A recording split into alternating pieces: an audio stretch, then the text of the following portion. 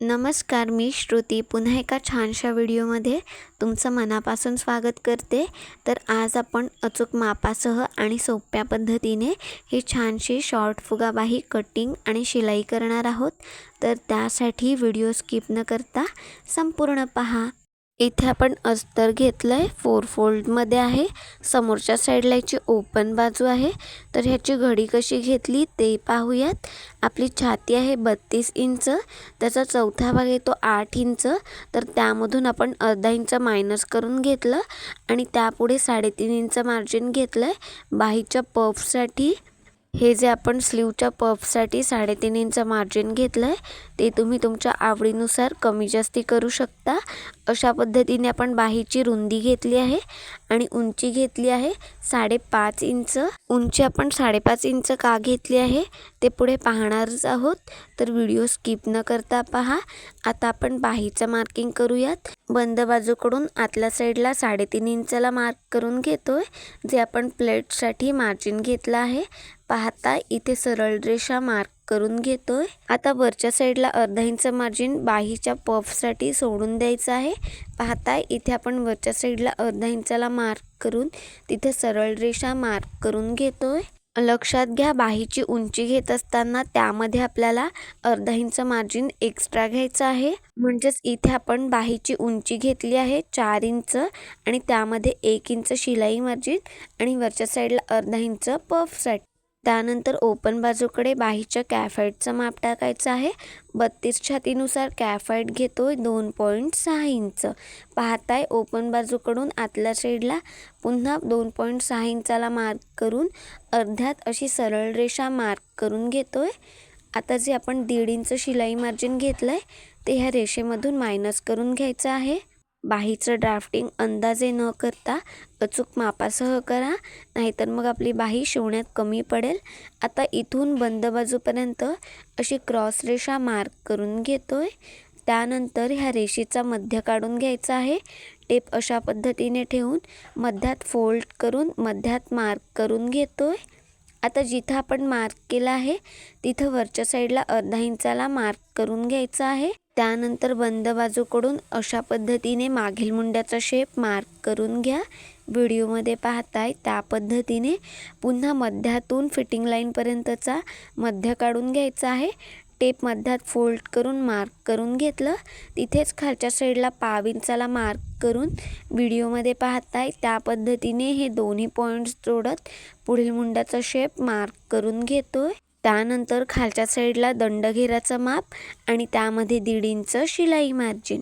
आता मार्जिन रेषा जोडून घेतोय, म्हणजेच पुढील माप टाकायला सोपं जातं. हे जे आपण बाहीच्या वरच्या साईडला अर्धा इंच मार्जिन एक्स्ट्रा घेतलंय ते बाहीचा पफ परफेक्ट येण्यासाठी. हे मार्जिन तुम्ही अर्धा इंचापेक्षा 1.25 इंचापर्यंत कितीही घेऊ शकता. तर इथे पाहताय बंद बाजूकडून आतल्या साईडला 1.5 इंचाला मार्क करून हा पॉइंट आपण मागील मुंड्यामध्ये अशा पद्धतीने गोलाकारात जोडून घेतोय. बाहीचा पफ परफेक्ट येण्यासाठी ही पद्धत नक्की ट्राय करून पहा. बाहीचा पफ अगदी परफेक्ट येतो. आता इथं मला कमी पफ हवा होता म्हणून मी फक्त अर्धा इंच मार्जिन घेतलंय. आता आपण बाहीचं कटिंग करून घेतोय. सुरुवातीला मागील मुंड्याचा शेप आहे असा कटिंग करून घेऊयात. त्यानंतरच बाही ओपन करून पुढील मुंड्याचा शेप आहे असा कटिंग करून घेतोय. त्यानंतर बाहीची घडी आहे अशी करून घेतोय. पाहताय आता बॉटमला दंडघेरामध्ये जे आपण 1.5 इंच शिलाई मार्जिन घेतलंय ते मार्क करून घेतोय. त्यानंतर बंद बाजूकडे खालच्या साईडने वरच्या साईडला 1.25 इंचाला मार्क करून हे पॉईंट्स जोडत अशी क्रॉस रेषा मार्क करून घ्यायची आहे. व्हिडिओमध्ये पाहताय त्या पद्धतीने. आता हे जे आपण बाहीच्या डिझाईनसाठी मार्क केलंय ते आपल्याला कटिंग करून घ्यायचं आहे. हे जे आपण 2.25 इंच मार्क केलं, जर तुमच्या बाहीची लांबी जास्ती असेल तर 2.25 इंचापासून 3 इंचापर्यंत कितीही घेऊ शकता. त्यानंतर आपल्याला बाहीच्या मध्यात खालच्या साईडला आणि वरच्या साईडला नॉच देऊन घ्यायचे आहेत. त्यापुढे जे आपण 3.5 इंच मार्जिन घेतलंय तिथे सुद्धा नॉच देऊन घेतोय, म्हणजेच शिलाई करायला सोपं जाईल. इथे आपल्या बाहीचं संपूर्ण ड्राफ्टिंग झालं आहे.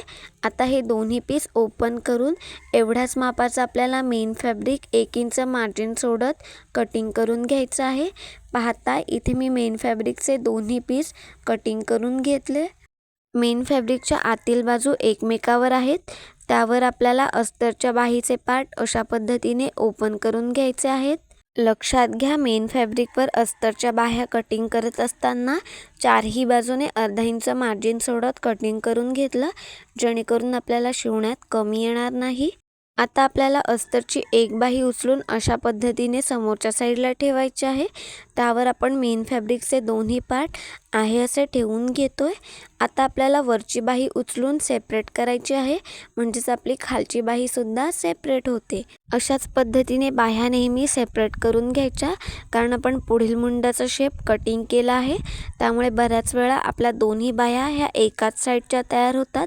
त्यामुळे अशाच पद्धतीने बाह्या सेपरेट करून घ्या. आता आपण बाहीची शिलाई पाहूयात. इथे लक्षात घ्या, मेन फॅब्रिकच्या वरच्या साईडवर आपली अस्तरची बाही आहे, तर ती आपल्याला शिलाई न करता डायरेक्ट आतल्या साईडला पलटवून घ्यायची आहे. पाहताय, आपण बाही आहे अशी ठेवून समोरच्या साईडला पलटवून घेतोय. त्यानंतर आपल्याला अस्तरची बाही मेन फॅब्रिकच्या आतल्या साईडला पलटवून घ्यायची आहे. पाहताय, इथे आपण अगदी व्यवस्थित आपली अस्तरची बाही मेन फॅब्रिकच्या आतल्या साईडला पलटवून घेतली. आता अस्तरची बाही मेन फॅब्रिकला जोडून घेतोय.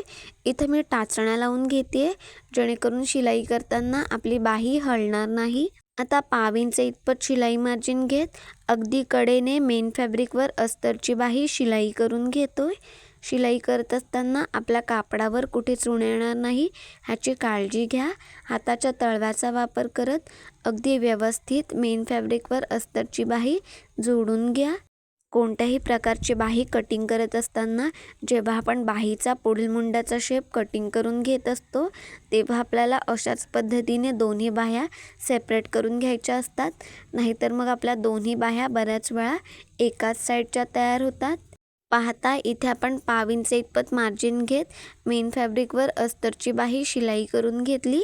आता जे एक्स्ट्राचं मेन फॅब्रिक आहे ते अस्तरच्या बाहीनुसार कोणतंही मार्जिन न सोडता आहे असं कटिंग करून घ्यायचं आहे.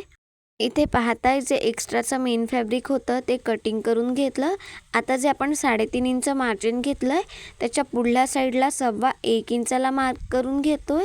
आपल्याला चारही बाजूने जिथे आपण 3.5 इंचापर्यंत नॉच देऊन घेतले होते त्याच्या पुढल्या साईडला 1.25 इंचाला मार्क करून घ्यायचं आहे. तिथे आपण नॉच देऊन घेतोय. वरच्या साईडला सुद्धा जिथे आपण 3.5 इंच मार्जिन घेतलं तिथे 1.25 इंच बाहेरच्या साईडला मार्क करून तिथे आपण नॉच देऊन घेतले. हे 1.5 इंच मार्जिन आपण एक्स्ट्रा घेतलं, कारण जेव्हा आपण पफ बाही शिलाई करत असतो तेव्हा आपण ज्या प्लेट्स टाकत असतो ते मार्जिन आपलं वाढत असतं. त्याच्यामुळे आपली बाही एक्स्ट्रा लांब होते. त्यामुळे हे आपण 1.25 इंच मार्जिन एक्स्ट्रा घेतलं, जेणेकरून आपली बाही अचूक मापाची तयार होईल. आता आपण बाहीच्या प्लेट्स टाकून घेतोय. फुगाबाही शिलाई करत असताना बाहीच्या प्लेट्स नेहमी बॉटमपासून टाकायला सुरुवात करायची. पाहताय, जिथं आपण नॉच दिला आहे तिथून आपण प्लेट्स टाकायला सुरुवात करतोय. इथे आपल्याला अगदी 1/2 इंच इतपत मार्जिन घेत लहान आकाराच्या प्लेट्स शिलाई करून घ्यायच्या आहेत.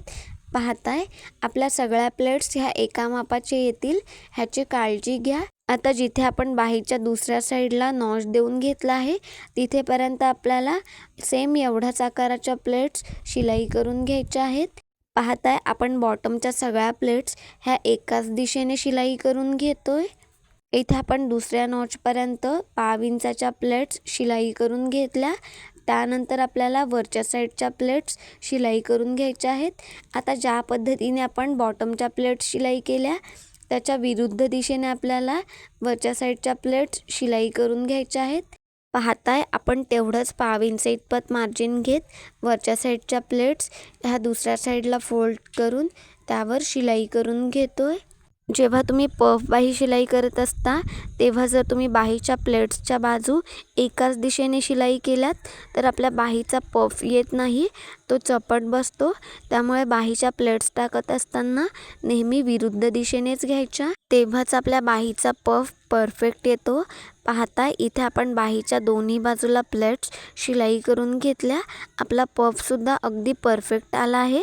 आता ही बाही बॉटमच्या इथून मध्यात फोल्ड करून घेतोय, कारण आपल्याला बाहीच्या बॉटमला 2 इंच उंचीचा बेल्ट शिलाई करायचा आहे। तर हे जे आपलं जितकं अंतर येतंय पाहताय 7 इंच, त्यामध्ये आपल्याला 2.5 इंच मार्जिन ॲड करायचं आहे, कारण आपण बेल्टची उंची 3 इंच घेणार आहोत। इथे मी ही अस्तर आणि मेन फॅब्रिकची पट्टी कटिंग करून घेतली आहे। समोरच्या साईडला याची ओपन बाजू आहे। अस्तरच्या पट्टीची उंची घेतली आहे 3 इंच, त्याहून आपल्याला मेन फॅब्रिक एक्स्ट्रा घ्यायचं आहे। पट्टीची लांबी घेत असताना जेवढं तुमचं बॉटमचं अंतर येतं त्यामध्ये 2.5 इंच मार्जिन एक्स्ट्रा घ्यायचं आहे।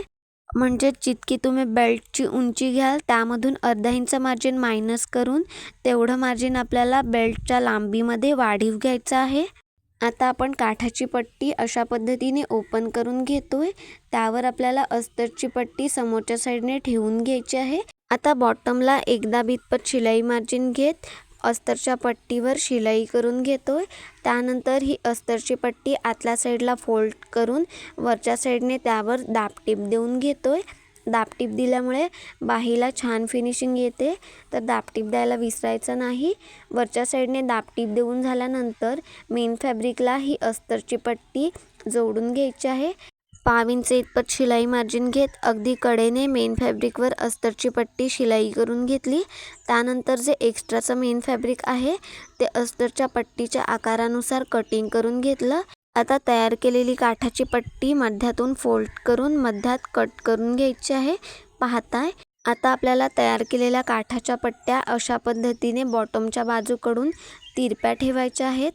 पाहताय आपण शिलाई केलेली बाजू खालच्या साईडला आहे। आता इथे आपण टाचण्या लावून घेतोय। आता ह्या दोन्ही पट्ट्या क्रॉस आकारात जोडत असताना आपण जे 2.5 इंच मार्जिन घेतलं आहे ते मायनस होऊन जातं। इथे जर तुम्ही एक्स्ट्रा मार्जिन घेतलं नाहीत तर बाही 100% शिवण्यात कमी येईल, त्यामुळे 2.5 इंच मार्जिन नक्की एक्स्ट्रा घ्या। आता ह्या दोन्ही पट्ट्या क्रॉस आकारात जोडून घेतोय। पाहताय जिथे आपण टाचण्या लावल्या आहेत त्यावर आपण अगदी कडेने शिलाई करून घेतोय। मागील व्हिडिओमध्ये आपण ह्या बाहीच्या ब्लाऊजवर छान अशी मागील गळ्यासाठी डिझाईन केली आहे, ती पाहायची असेल तर नक्की पहा। आणि जर तुम्ही चॅनलवर नवीन असाल आणि तुम्हाला माझे व्हिडिओज आवडत असतील तर चॅनलला नक्की सबस्क्राईब करा। पाहता इथे आपण तिरप्या आकारात ह्या पट्ट्या शिलाई करून घेतल्या। त्यानंतर बाहीसाठी जे आपण 7 इंच मार्जिन घेतलं होतं तर इथे आपण वरच्या साईडला 7.25 इंचाला मार्क करून घेतोय। 1/2 इंच एक्स्ट्रा घ्या म्हणजे शिवण्यात कमी येणार नाही। आपण काठाच्या पट्टीवर फक्त वरच्या साईडला 7.25 इंचाला मार्क करून घेतोय। बॉटमला आहे असं ठेवायचं आहे। आता क्रॉस आकारात बॉटमपासून हे एक्स्ट्राचं कापड कटिंग करून घेतोय। पाहताय आपण बॉटमची पट्टी आहे अशी ठेवून फक्त वरच्या साईडचं एक्स्ट्राचं फॅब्रिक कटिंग करून घेतलं। आता आपल्याला तयार केलेली बाही घ्यायची आहे। आता जिथे आपण बाहीच्या मध्यात नॉच दिला होता तो नॉच पट्टीच्या मध्यात अशा पद्धतीने ठेवून इथे आपल्याला शिलाई करायला सुरुवात करायची आहे। एकदा बितपत शिलाई मार्जिन घेत अगदी व्यवस्थित मध्यातून एका बाजूची बाही शिलाई करून घेतोय। शिलाई करत असताना आपल्या ज्या प्लेट्स आहेत त्या मोडणार नाहीत ह्याची काळजी घ्या। एका बाजूकडून बाही शिलाई करून झाल्यानंतर पुन्हा आपण मध्यातून बाही शिलाई करायला सुरुवात करतोय। अशा पद्धतीने सुई आतल्या साईडला ठेवून मग कापड आणि पट्टीची दिशा बदलून घेतोय। अगदी हलक्या हाताने खेचत इथे आपण दुसऱ्या बाजूची बाही शिलाई करून घेतोय। व्हिडिओमध्ये पाहताय त्या पद्धतीने आपला चौकोनी शेप येईल ह्याची काळजी घ्या। पाहताय अतिशय सोप्या पद्धतीने आणि फिनिशिंगसह आपल्या बाहीची संपूर्ण कटिंग आणि शिलाई झाली आहे। तुम्हाला ही व्हिडिओ कशी वाटली ते कमेंट करून नक्की कळवा आणि व्हिडिओ संपूर्ण पाहिल्याबद्दल मनापासून धन्यवाद।